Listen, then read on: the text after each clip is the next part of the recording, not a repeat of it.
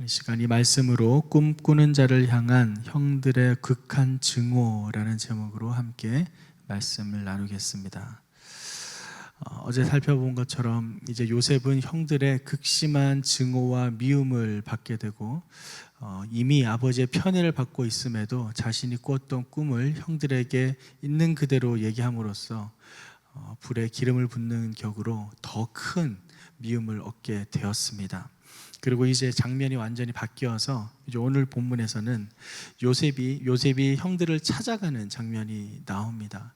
참 쉽지 않을 겁니다. 형들이 나를 싫어하고 미워한다는 사실을 알고 있음에도 그는 지금 아버지의 말씀에 순종함으로 나아가는 모습을 우리에게 보여주고 있는데요. 함께 오늘 말씀을 살펴보도록 하겠습니다. 오늘 단락은 좀 많습니다. 한 5단락 정도로 나누어지는데요. 먼저 첫 번째 단락은 12절에서 14절까지고요. 두 번째는 15절에서 17절, 세 번째는 18절에서 20절, 그리고 네 번째는 21절에서 22절, 마지막 단락은 23절에서 24절입니다. 5개의 단락으로 나눠져 있는 내용들 하나하나 함께 이 시간 살펴보겠습니다. 먼저 첫 번째 단락인데요. 12절 말씀을 함께 읽겠습니다. 12절. 요셉의 형들이 세겜에 가서 아버지의 양들을 치고 있었습니다. 첫 번째 단락 12절에서 14절까지의 내용은 세겜으로 떠나는 요셉에 대해서 기록을 하고 있습니다. 아버지는 지금 세겜에 가서 요셉의 형들이 세겜에 가서 아버지의 양들을 치고 있었다라고 합니다. 세겜 어디인지 기억을 하시나요? 네, 이전에 디나가 있었죠. 디나가 강간을 당했던 사건이 바로 이 세겜 지역에서 일어납니다. 바로 그 세겜의 추장, 그 세겜이죠. 그 추장 세겜에 의해서 디나가 강간을 당하게 되는, 그리고 그 일로 말미암아 그들이 자기에게 디나를 달라고 했을 때 거짓으로 이야기를 하고 할례를 받게 함으로 그들이 여전히 아파 있을 때에 형 레위와 시몬이 쳐들어가서 그 모든 남자들을 몰살시켰던 끔찍한 일이 있었던 곳입니다. 그 지역 사람들이 이 기억을 잊었을까요? 그렇지 않습니다. 여전히 기억하고 있습니다. 그 상황에서 지금 요셉의 형들이 그쪽 지역에 가서 양을 치러 갔다라고 합니다. 지금 양을 치러 갔다라는 것은 실제로 그냥 어떻게 하다가 양들이 그쪽에 풀이 있는 걸 보고 그렇게 가서 따라간 게 아니라 아예 목적을 가지고 그 세겜 땅에 가서 우리가 거기서 양을 치겠다라는 자신들의 목적을 가지고 갔던 것을 원어적인 의미에서는 확인할 수 있습니다. 자, 얼마나 불안했을까요? 무슨 일이 일어날지도 모르고 또 그 세겜 땅에 가서 어떤 화를 당할지 모르니 아버지는 요셉에게 이야기를 합니다. 13절 말씀을 같이 읽겠습니다. 이스라엘이 요셉에게 말했습니다. 내 형들이 세겜 근처에서 양떼를 먹이고 있지 않느냐? 내가 너를 형들에게 보내야겠다. 요셉이 대답했습니다. 알겠습니다. 여기 보내야겠다라고 이야기를 합니다. 바로 이것이 이스라엘 야곱이 걱정을 하고 있는 모습을 보여줍니다. 이전에도 그러한 불미스러운 있었던 그 땅을 왜 형들이 하필이면 거기에 가서 양을 치고 있을까? 행여나 또 다른 화가 일어나서 우리 가족에게, 우리 모든 집안에 어려움을 당하지는 않을까? 지금 이스라엘은 걱정이 됐던 겁니다. 그래서 야곱은 다시 요셉을 불러서 한번 네가 가봐서 형들이 다 잘 있는지 한번 확인해 봐라 라고 이야기를 합니다. 그러다 지금 13절의 말씀에 뭐라고 하느냐? 요셉이 알겠습니다 라고 이야기를 합니다. 우리말 번역은 알겠습니다 라고 되어 있지만요, 개역 개정에서는 내가 그리하겠나이다 라고 되어 있습니다. 내가 그리하겠나이다, 이 문장의 원어적인 의미는 나를 보소서라는 의미를 가지고 있는데요, 나에게 주목해서 내가 정말 그걸 하겠다라는 것을 주인이여 바라보시옵소서라는 종의 고백입니다. 이 종의 고백은 동일하게 있었던 장면이 있습니다. 바로 아브라함이 독자 이삭을 하나님께 바치라는 그 명령을 받았을 때 즉각적으로 순종하는 마음에서 고백했던 말, 주님 내가 여기 있사옵나이다, 내가 여기 있나이다 라는 그 고백과 똑같은 고백입니다. 지금 요셉은 아버지의 그 말씀에, 그 명령에 즉각적으로 순종하며 내가 그렇게 하겠습니다. 주님, 내가 여기 있으니 나를 보내소서라고 반응을 한 것입니다. 좀 따질 수 있었을 겁니다. 아버지, 형들이 나를 싫어하는 거 아시잖아요. 그 세겜 땅에 또 그런 화가 있었던 땅인데 내가 간다고 한들 뭔가 변화가 있을까요? 그냥 기다리시죠 라고 아버지를 설득하면서 안 가기를 가지 않겠다는 의사를 밝힐 수도 있었을 겁니다. 그런데 요셉은 그러한 좋지 않은 관계였음에도 불구하고, 좀 탐탁치 않은 불편한 마음이 있음에도 불구하고 아버지의 말씀에 순종했다라는 사실입니다. 여러분, 여기 13절 말씀 옆에 화살표로 해서 순종이라고 적으십시오. 이 순종이 오늘 본문 말씀을 푸는 키워드입니다. 요셉은 아버지의 말씀에 순종했습니다. 이 순종이 능력인 줄 믿습니다. 하기 싫은 일이라도 하나님의 말씀이고 부모님의 말씀이기에 거역하지 않고 그대로 순종하는 요셉. 그 순종하는 모습 속에 이스라엘은 그에게 무엇을 바라는지를 이제 14절 말씀에서 이야기를 하는데요. 14절 말씀을 제가 읽어드리겠습니다. 이스라엘이 그에게 말했습니다. 가서 내 형들이 다 잘 있는지, 양들은 어떤지 보고 돌아와서 내게 알려다오. 야곱이 헤브론 골짜기에서 요셉을 떠나 보냈습니다. 요셉이 세겜에 도착했습니다. 잘 있는지, 네 형들이 다 잘 있는지 안부를 물어보는 겁니다. 어떤 특별한 것을 확인하는 것이 아닙니다. 양들이 숫자가 제대로 있는지, 쟤네들이 잘 먹고 있는지 그런 걸 확인하는 게 아니고요. 형들이 다 잘 있는지, 여기도 여전히 샬롬이라는 단어가 쓰였는데 평안한지, 그대로 있는지를 물어보는 겁니다. 저희가 우리 부모님들께 여쭤볼 때 부모님 잘 계세요? 라고 이렇게 물어보잖아요. 별일 없으세요? 똑같습니다. 지금 지금 이스라엘은 평범하게 자신의 자녀들이 정말 일상적인 삶을 잘 살아가고 있는지 그 안부를 걱정하는 것입니다. 바로 부모님의 심정이죠. 그 부모의 심정을 요셉에게 전해서 그들이 정말 잘 있는지를 네가 나한테 알려줬으면 좋겠다라고 이야기를 하는 것입니다. 가끔 부모님과 전화할 때 짧게 통화하지만 꼭 물어보는 게 있습니다. 별일 없으시죠? 별일 있으세요? 무슨 일 있으세요? 그렇게 큰 뜻 없이 물어보는 이 한마디지만, 이 한마디를 물어봤을 때 괜찮다, 별일 없다라고 했을 때 오는 안도감이 있습니다. 평안함이 있습니다. 부모님이 아무 일 없이 잘 계시는구나, 무탈하게 계시는구나. 가끔 밤이나 이른 아침에 전화 올 때는 깜짝 놀랄 때가 있습니다. 평상시처럼 일반적인 전화가 아니라는 그 두려운 마음에 괜히 떨리는 마음이 있죠. 특히 지난 4월에 저희 장인어른께서 소천하셨는데 한창 새벽 예배를 드리고 있었고 특별 새벽기도 기간이었었는데요. 그때 음향 부스에서 부스를 보다가 느닷없이 장모님께 전화가 왔었어요. 전화가 왔었는데 소근소근거리면서 이야기를 했죠. 장모님 죄송합니다. 지금 제가 예배 중이어서요 라고 하는데 장모님이 갑자기 울먹이시면서 그래 최서방 예배 중이지만 그래도 한번 전화 좀 받아보게 하시길래 깜짝 놀라서 바로 밖에 나가서 전화를 제대로 받았던 기억이 있습니다. 그때 이제 장인어른 소천 소식을 그렇게 전해주셨는데요. 그때 일이 저한테는 계속 너무나 죄송한 거예요. 갑자기 전화했는데 그 어렵게 전화하셨던 그 어머님의 마음이었는데 제가 지금 예배 중이라 전화를 받을 수 없습니다라고 말했던 그게 너무나 죄송한 거예요.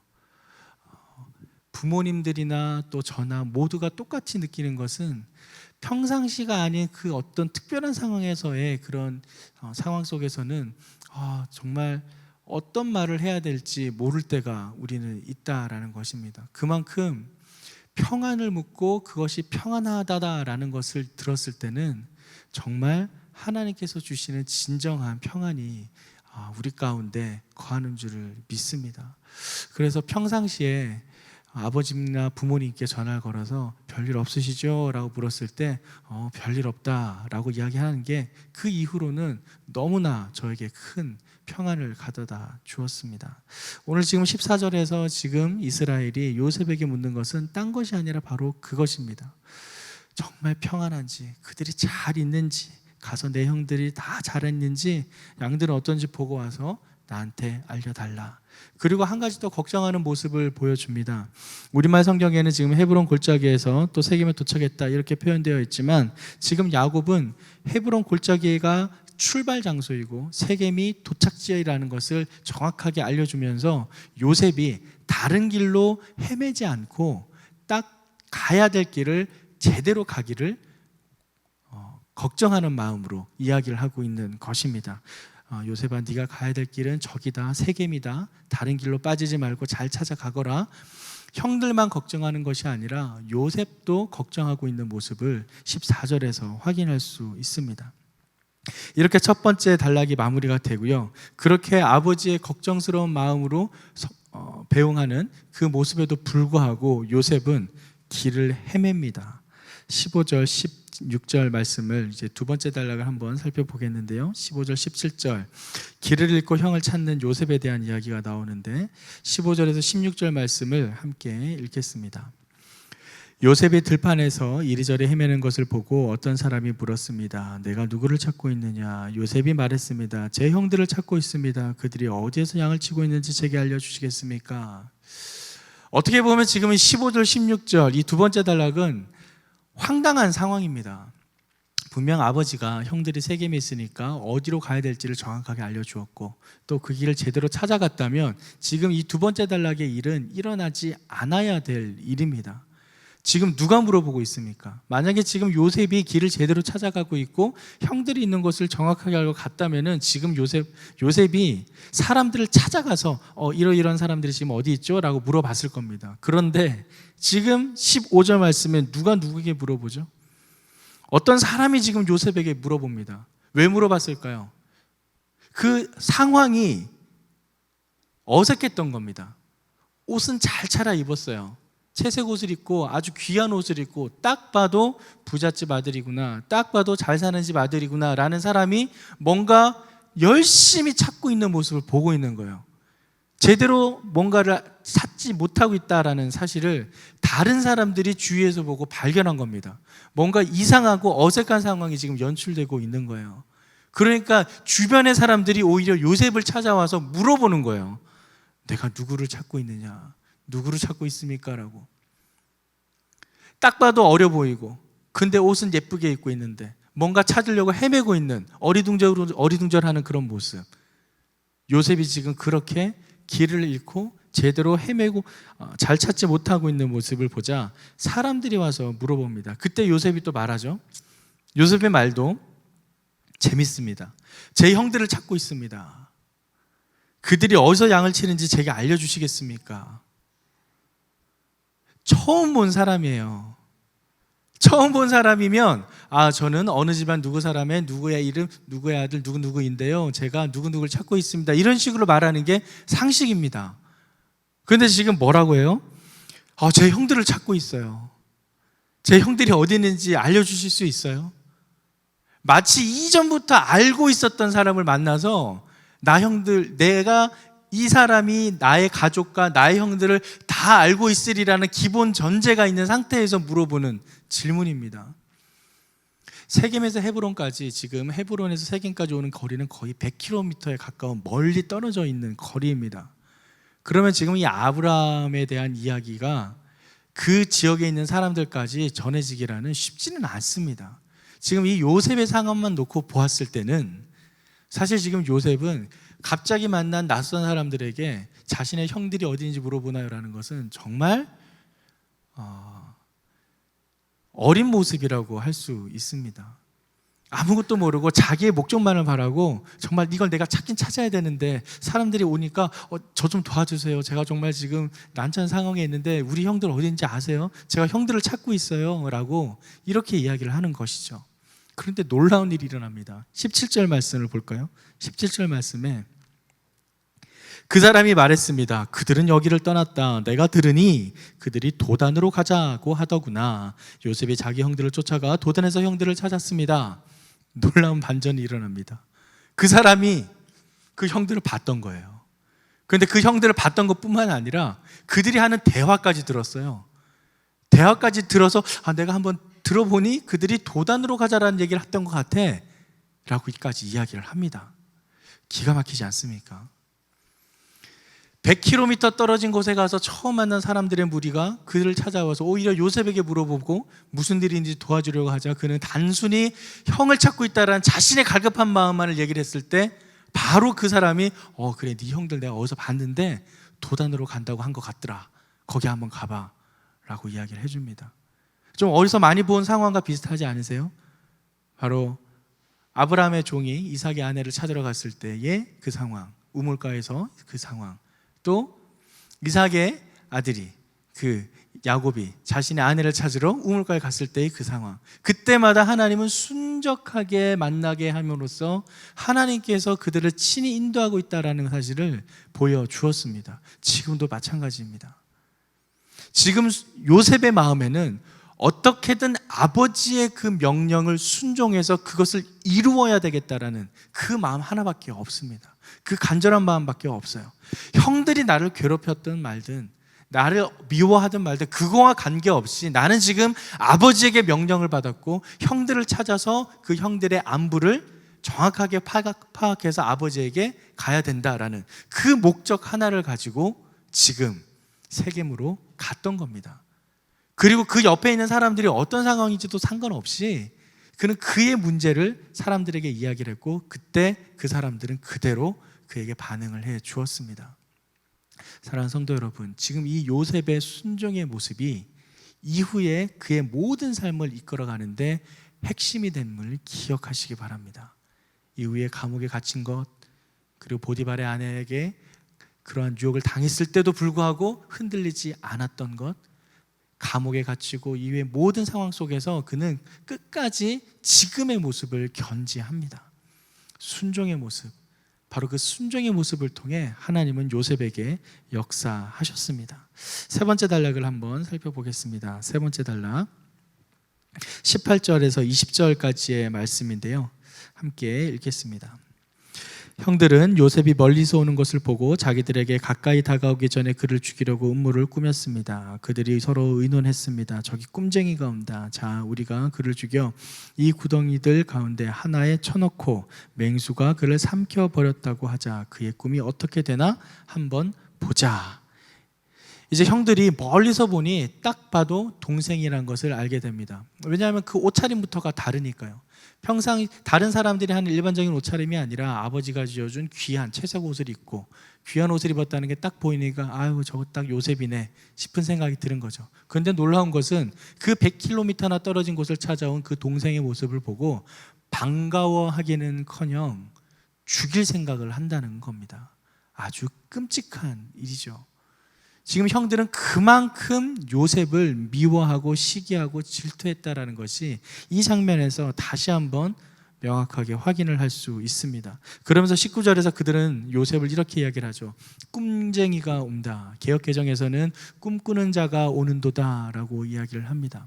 꿈꾸는 자, 그들은 지금 요셉이 꾸었던 꿈으로 말미암아 그 꿈이 정말 이루어질지 안 이루어질지, 그래 너 한번 두고 봐라, 내가 너희를 죽일 거야, 그러면서 각오하고 지금 요셉을 죽일 음모를 꾸밉니다. 그런데 지금 이들이 꾸미는 음모는 개연성이 있기는 합니다. 왜냐하면 헤브론에서 세겜까지 아까 거리가 100km나 된다 그랬죠. 그리고 그 길은 산지로 연결되는 지역입니다. 광야와 들판 그런 그 산지로 연결되는 그 지역 속에 당연히 악한 짐승들, 이 야생동물을 뜻하는데요, 이 야생동물들이, 맹수들이 아주 많습니다. 그래서 그 맹수들이 많다라는 그런 시대적 상황을 형들이 이용을 해서 그런 계획을 세워서 요셉이 죽었고 또 그 맹수들에 물려서 죽었다라는 그런 살인 이후의 계획까지 어떻게 할지를 치밀하게 꾸미고 있는 것이죠. 그들은 그렇게 정말 요셉을 죽이려고 했습니다. 하지만 이때 장남의 등장으로 상황은 좀 호전이 되는데요, 21절에서 22절까지의 말씀을 함께 읽겠습니다. 루벤이 이 말을 듣고 그들의 손에서 요셉을 구해낼 생각으로 말했습니다. 그를 죽이지는 말자. 루벤이 다시 말했습니다. 피는 흘리지 말자. 요셉을 그냥 이 광야의 구덩이에 던져놓고 그에게 손을 대지는 말자. 루벤은 그들의 손에서 요셉을 구해내어 자기 아버지에게로 돌려보낼 작정이었습니다. 참 감사하게도 가장 맏형의 마음을 하나님께서 돌이키십니다. 그리고 그를 살릴 이야기를 다시 형제들에게 이야기를 하고 있습니다. 맨 처음에 21절에서는 그를 죽이지는 말자라고 청유하는, 권하는 이야기를 합니다. 그런데 지금 우리말 번역에서는 계속 말자 이렇게 다 권유형처럼 번역이 되어 있지만 사실 원어에서는 22절에서는 피를 흘리지 말자가 아니라 피를 흘리게 하지 말아라 라는 강한 명령으로 이야기를 합니다. 처음에는 그들에게 청유하는 마음으로 부드럽게 이야기를 하고 뒤에 두 번째에선 다시 한번 그의 마음을 강하게 명령으로 말함으로써 그 형제들에게 지혜롭게 말하는 형의 모습을 보여주고 있습니다. 그의 권위를 사용해서 이 위기를 잘 극복하는 모습을 보여준 것이죠. 사실 루벤이 이러한 마음이 들게 된 것은 하나님께서 그의 마음을 움직여 주시고 하나님의 계획을 이루어가고 있음을 우리로 확인하게 해주는 대목입니다. 사실 지금 요셉이 이러한 상황에 빠지게 되고 또 요셉이 팔려가게 되는 과정까지 그는 살아 있어야 되기 때문에 죽으면 안 됐습니다. 그런데 이러한 모든 과정을 지금 하나님께서 하나하나 이루어 가시며 하나님의 섭리 속에서 어떻게 이 형제들을 통해 요셉이 그 다음 단계로 가게 되는지를 우리에게 보여줍니다. 사랑하는 성도 여러분, 그러기에 우리는 더욱더 하나님의 인도함만을 간구하며 하나님만을 바라보며 나아가야 되는 줄 믿습니다. 모든 것이 하나님의 섭리 가운데 있기 때문입니다. 바로 이 루벤을 통해서 요셉은 생명은 건지게 됩니다. 이제 요셉이 도착하게 되는데요, 마지막 단락을 살펴보겠습니다. 23절에서 24절 말씀인데요, 요셉이 자기 형제들에게 이르렀을 때 그들이 요셉의 옷 곧 그가 입은 귀한 옷을 벗기고 그를 잡아서 구덩이에 던져 넣었습니다. 그것은 마른 구덩이라 안에 물이 없었습니다. 그 당시에 이 구덩이, 우물이라는 곳은 빗물을 저장하기 위해서 판 것인데요, 입구는 좁습니다. 근데 그 안은 되게 넓고 벽면이 되게 미끄러워요. 그래서 거기에 빠지게 되면은 다른 사람의 도움이 없이는 나오기가 힘듭니다. 그리고 그 물구덩이에 빠지게 되면 결국 그 물높이로 인해서 결국 죽게 되는데, 다행히도 여기는 지금 마른 구덩이라서 당장은 죽을 일은 면하게 됩니다. 이 마른 구덩이에 빠졌다는 것도 하나님의 간섭이고 인도하심입니다. 보통 그 구덩이의 우물은 다 물로 차 있습니다. 그런데 하필 지금 요셉이 빠진 그 구덩이에는 물이 없었다는 것, 이것조차도 하나님의 계획의 일부라 할 수 있습니다. 요셉이 그렇게 빠지게 되고 던져 넣게 되는 그 상황 속에서 오늘 본문에서는 요셉이 아무런 저항을 하지 않았음을 확인하게 됩니다. 형들이 집어넣게 되면은 막 이렇게 몸부림치셨을 수도 있습니다. 지금 23절에 보면 그들이 요셉의 옷, 그가 입은 귀한 옷을 벗겼다고 해요. 벗겼을 때 저항했을 수도 있습니다. 아, 형들 왜 그러냐고, 내가 지금 이리 먼 길을 와서 형들의 안부를 묻고자 하는데 아버지가 그렇게 애타게 기다리고 있는데 왜 나를 갖다 지금 죽이려고 하냐고, 왜 날 거기에 빠뜨리게 하냐고 저항할 법도 합니다. 그런데 지금 요셉은 아무런 저항도 하지 않습니다. 그저 당하고만 있습니다. 물론 많은 형들에 의해서 그 살인의 위협을 받는 그 상황이 너무나 무서워서 아무것도 못했을 수도 있습니다. 하지만 어느 정도 한마디라도 형들 왜 그러냐고, 내가 왔는데 반갑진 않고 어떻게 날 죽이려냐고 따져볼 수도 있을 법하지만 요셉은 그렇지 않고 아무런 저항 없이 그냥 옷도 벗김을 당하고 구덩이에 빠지게 된다라는 겁니다. 이 모든 요셉의 모습, 처음부터 순종했던 아버지의 말씀을 순종했던 모습과 계속해서 이어집니다. 그의 목적과 그의 삶 가운데서는 아버지가 주신 그 말씀에 순종해서 어떻게든 가면 되는 것이었고, 그 이후의 상황에 대해서는 일어나는 상황 속에 그대로 순응하는 모습을 보여줍니다. 이러한 요셉의 모습이 그대로 하나님께서 그의 역사를 써 나아가시는데 하나님의 그 도구로 사용하셨다라는 것이죠. 사랑하는 성도 여러분, 우리의 삶 속에 각자의 성품과 각자의 인격이 있습니다. 그것을 빚어가시는 분은 하나님이십니다. 그 빚어가시는 분의 모든 인도하심에 나의 삶을 그대로 맡길 때 하나님께서는 분명 우리를 가장 선한 곳으로 인도하실 줄 믿습니다. 비록 당장에는 그것이 내가 죽을 것 같고 어렵고 힘든 상황일지라도 그 이면에 이미 역사하고 계신 하나님의 섭리로 말미암아 하나님은 우리에게 가장 좋은 곳으로 채워주실 줄 믿습니다. 그것이 순종의 능력입니다. 이 순종의 능력을 경험하며 하루하루 살아가는 저와 여러분의 삶이 되기를 주님의 이름으로 축원합니다.